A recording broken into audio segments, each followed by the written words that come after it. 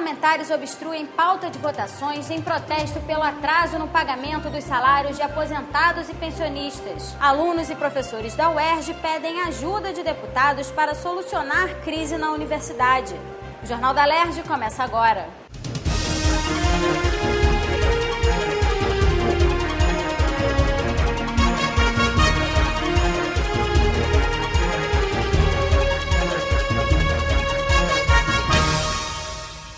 Boa noite.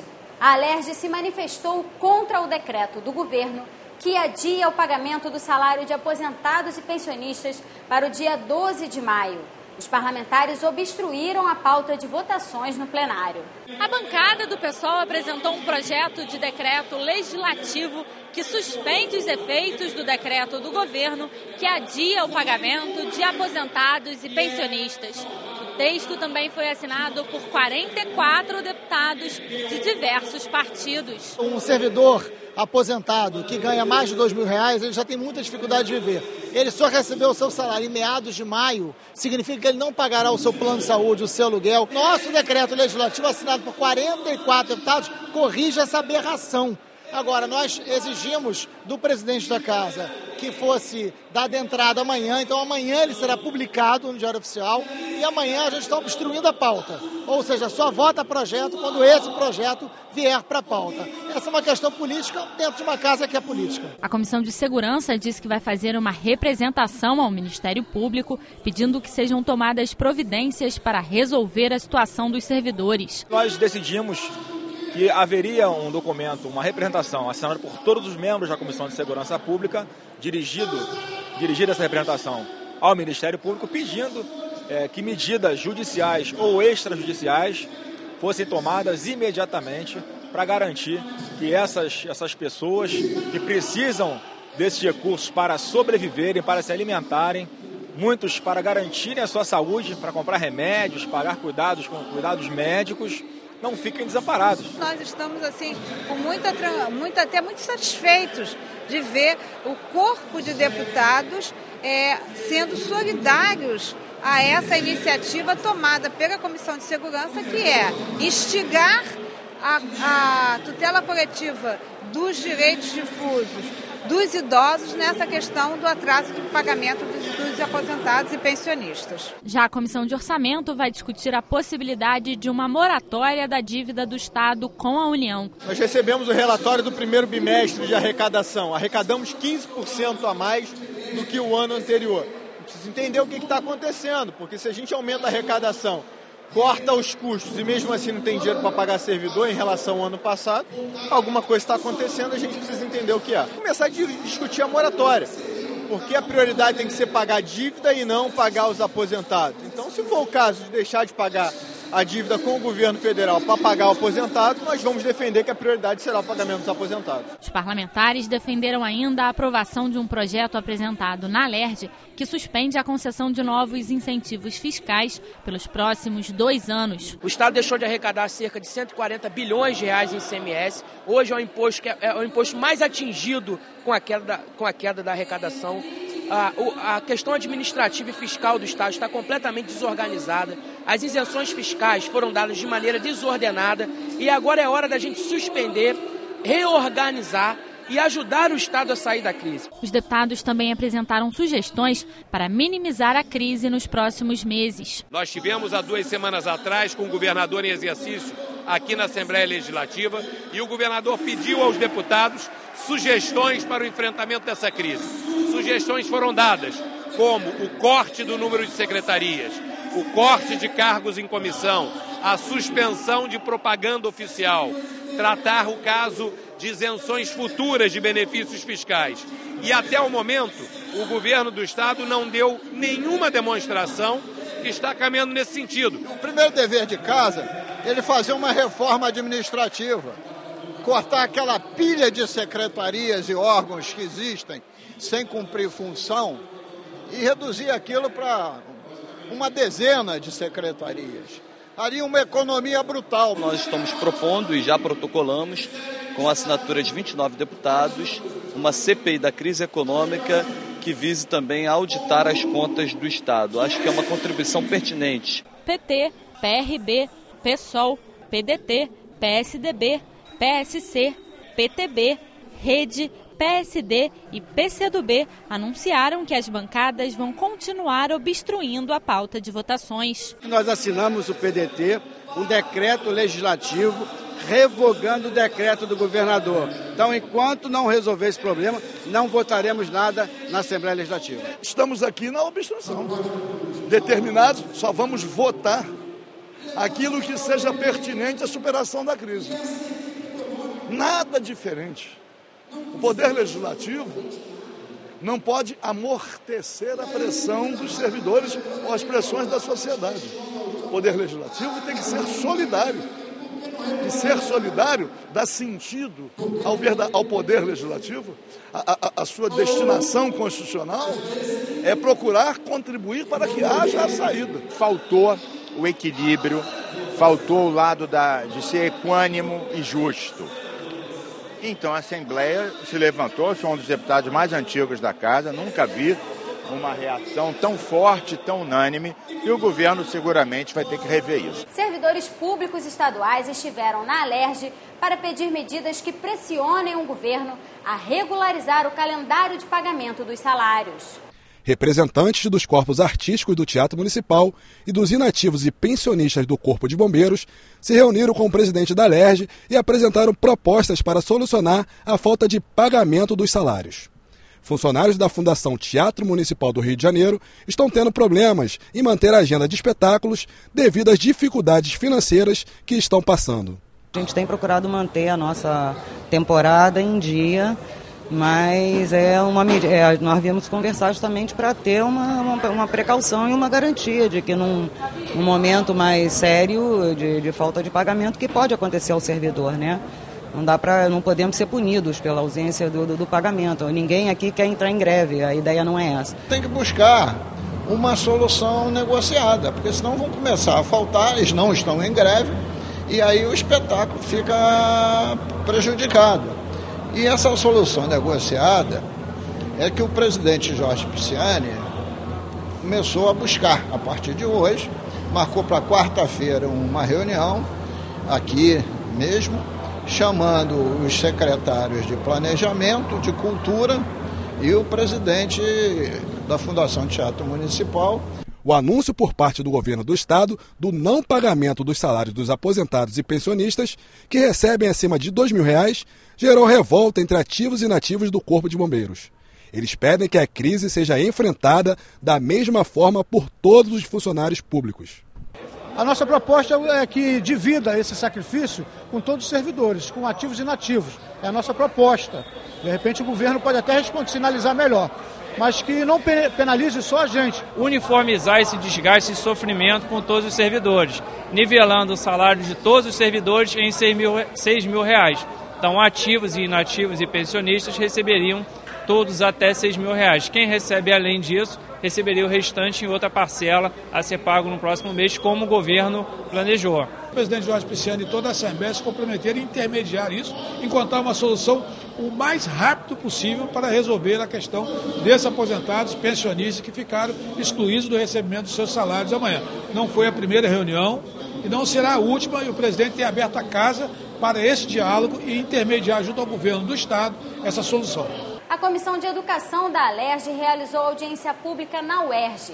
Alunos, professores, funcionários de carreira e terceirizados pediram uma solução rápida para a maior crise vivida pela universidade em 60 anos de existência. São 35 dias de greve que afetam 30 mil alunos. As condições de trabalho e estudo são péssimas. Os banheiros estão imundos. A manutenção para o funcionamento do campus não existe. O restaurante está fechado, as dificuldades são grandes e os alunos estão unidos na busca de solução para a crise. É verdade que lutamos com muita dificuldade, esses problemas já vinham desde antes da greve, né?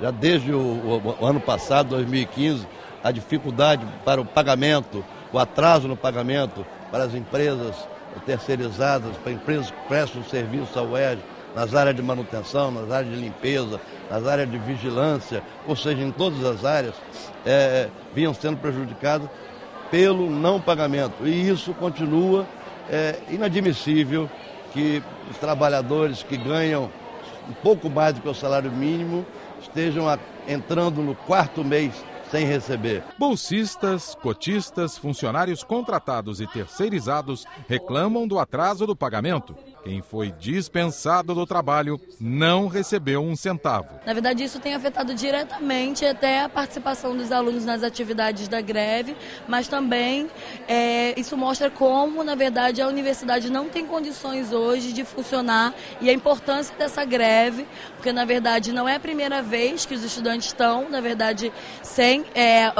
com atraso nas bolsas dos cotistas, como também os terceirizados. Isso já é uma coisa recorrente, os contratados também estão sem receber. A gente está sem receber desde outubro de 2015 e sempre o aviso não tem previsão para receber. A gente só recebeu o salário de fevereiro, que caiu em março, mas o banco levou uma grande parte desse nosso salário, a gente não recebeu integral. As dívidas levou parte também do dinheiro. Então, assim, a gente é um trabalhador precarizado, não temos carteira assinada, não temos nem a cópia do nosso contrato, então a gente não sabe nem que lei que nos rege. Os participantes estão propondo a criação de um gabinete da crise para resolver todas as questões relativas ao UERJ, Hospital Pedro Ernesto, Colégio Aplicação e a Policlínica Piquet Carneiro. Na semana que vem, será votado na Assembleia Legislativa um projeto de lei a favor do corpo docente da universidade, além de outras medidas que vão ser implementadas. Nós temos 2 pautas. É uma pauta própria da universidade, a questão dos recursos da fonte convênio, da fonte própria da universidade, estarem sendo, nesse momento de aperto fiscal do Estado, apropriados pela Secretaria de Fazenda. Isso é um equívoco.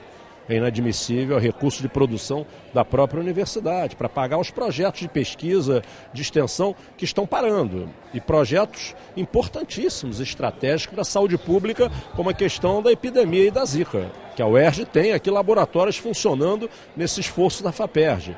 Segundo o regime de dedicação exclusiva, resolver definitivamente essa interpretação.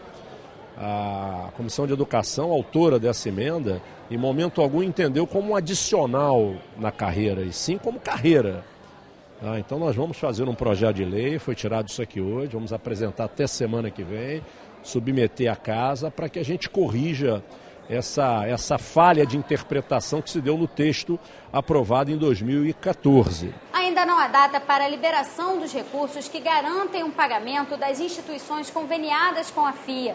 O anúncio foi feito durante a audiência pública da Comissão da Pessoa com Deficiência. O edital que garante a renovação dos convênios entre as 121 instituições e a Fundação para a Infância e Adolescência se encerra no dia 23 de maio.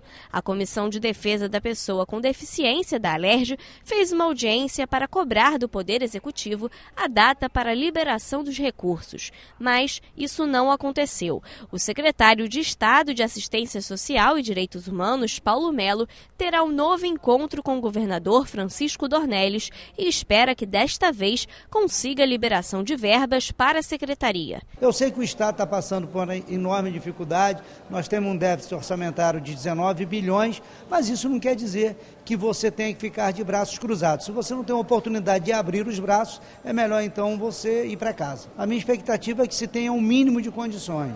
Cerca de 29 milhões de reais destinados à FIA estão contingenciados pelo governo. Este valor seria para pagamento dos contratos de convênio em 2016. O orçamento da FIA foi previsto 45 milhões, foi contingenciado dentro da área do que foi estabelecido para esses projetos junto às instituições, 66%.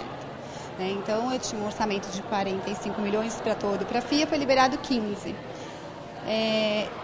Hoje, nós não conseguimos celebrar os novos convênios a partir do edital do ano passado, por conta do orçamento estar contingenciado. Eu não posso assinar um contrato, um convênio com uma instituição, se eu não tenho orçamento liberado. As instituições também estão com os pagamentos de janeiro, fevereiro e março deste ano atrasados. Renata Inar apresentou a opção de realizar o pagamento por um termo de ajustamento de conduta. Eu estou junto à minha assessoria jurídica da FIA, assessoria jurídica da Assistência Social e a Secretaria de Fazenda, vendo a tramitação que for possível e dentro da legalidade, fazer o pagamento de janeiro, fevereiro e março.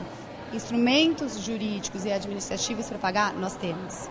né? Isso vai ser estudado dentro de todas as possibilidades possíveis. O mais provável é via ataque, termos de ajuste de contas.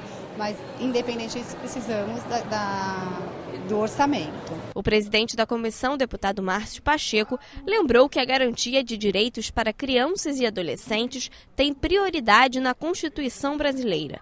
Ele pretende, junto com outros parlamentares, elaborar um projeto de lei que reforce esta premissa. Nós sabemos da crise, sabemos de tudo, mas criança e adolescente em situação de risco é prioridade. Prioridade, esse nome já diz tudo. O Estado tinha que ter se antecipado para cumprir os seus compromissos, uma vez que essas associações são contratualizadas. Nós vamos buscar todos os meios para que isso seja cumprido. Representantes das instituições conveniadas disseram que o trabalho de atendimento às crianças e adolescentes pode ser paralisado.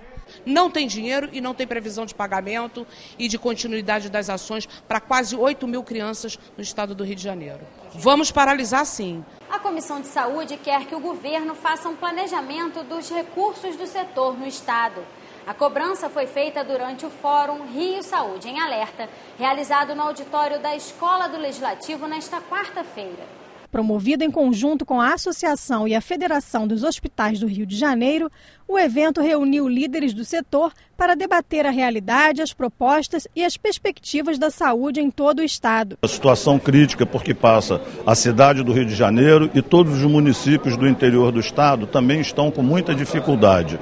Essa dificuldade vai trazendo dificuldade para os hospitais de referência, que tem um aumento de procura e uma redução de recursos. Então precisamos ter uma solução que encontre uma solução viável, não a desejada, mas que seja viável orçamentariamente para o Estado. Segundo o presidente da Comissão de Saúde, deputado Jair Bittencourt, o governo deve organizar o orçamento da saúde para que os recursos sejam repassados regularmente, conforme determina o orçamento aprovado do Estado. Em janeiro deste ano, foram destinados 200 milhões acordados para a Secretaria de Saúde, mas em março este repasse foi de apenas 50 milhões.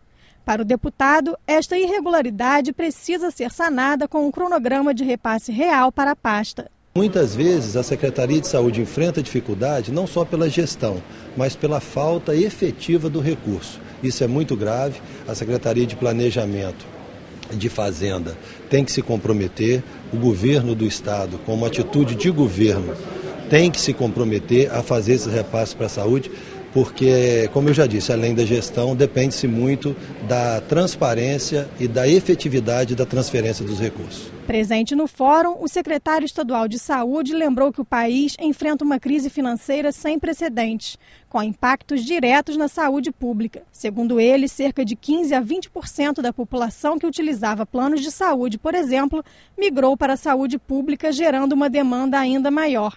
Para ele, além do planejamento da Secretaria de Fazenda nos repasses estaduais, ainda é necessário trazer recursos federais para o Rio de Janeiro. A gente sabe hoje da dificuldade que enfrenta o governo federal, mas a gente precisa, nesse momento, buscar os recursos que o Rio de Janeiro tem direito, que nós temos, talvez aqui, o segundo estado da federação em arrecadação, e não é essa contrapartida que o estado recebe. A gente precisa que o estado do Rio de Janeiro receba um compatível com o que nossa geração de riqueza produz, que é muito bom a gente fazer uma compensação de IDH em outras regiões do país. A gente precisa que os recursos arrecadados aqui voltem para a nossa população também.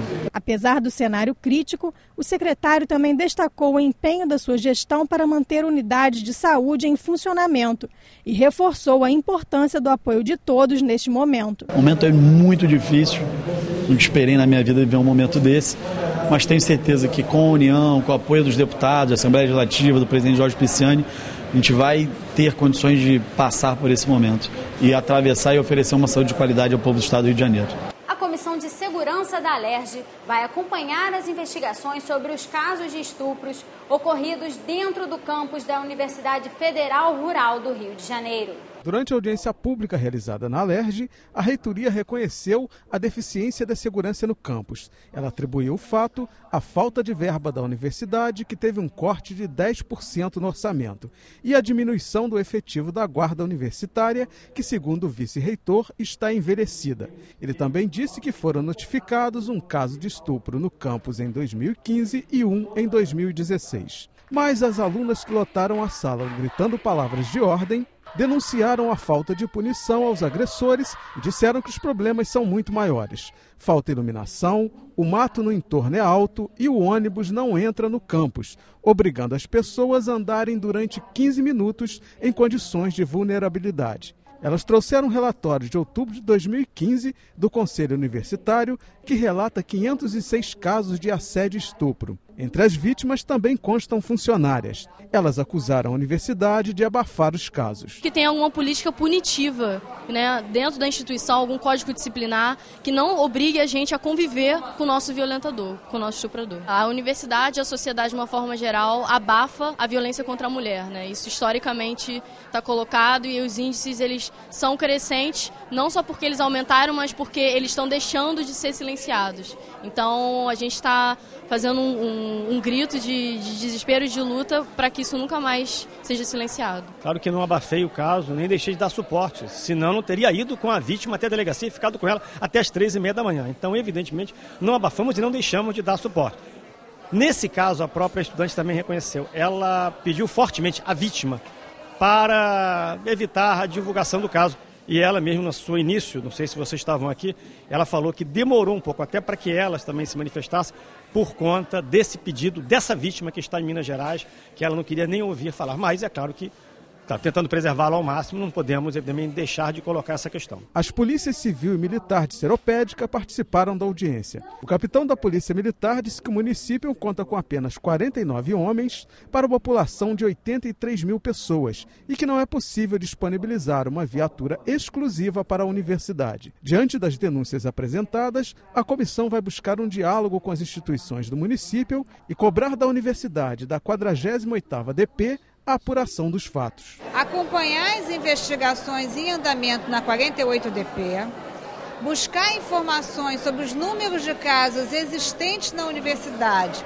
que geraram sindicâncias disciplinares, e a fala delas é que essas sindicâncias foram arquivadas, trabalhar junto à prefeitura para que essa questão da iluminação seja definitivamente resolvida, trabalhar em parceria com a Comissão de Transporte para que aquela linha de ônibus que atende a universidade efetivamente, que é exclusiva inclusive, ingresse na universidade, que as alunas não tenham que ficar no portão da universidade caminhar a pé, e estabelecer um protocolo, né, de atendimento, de acolhimento e ajudar nessa interface entre a universidade e os órgãos de segurança pública. A Comissão de Constituição e Justiça analisou as emendas de plenário à proposta do deputado licenciado Dr. José Luiz Nancy, que permite que doulas acompanhem o parto em hospitais e maternidades da rede pública e privada do Estado. O projeto original havia recebido 29 emendas em plenário.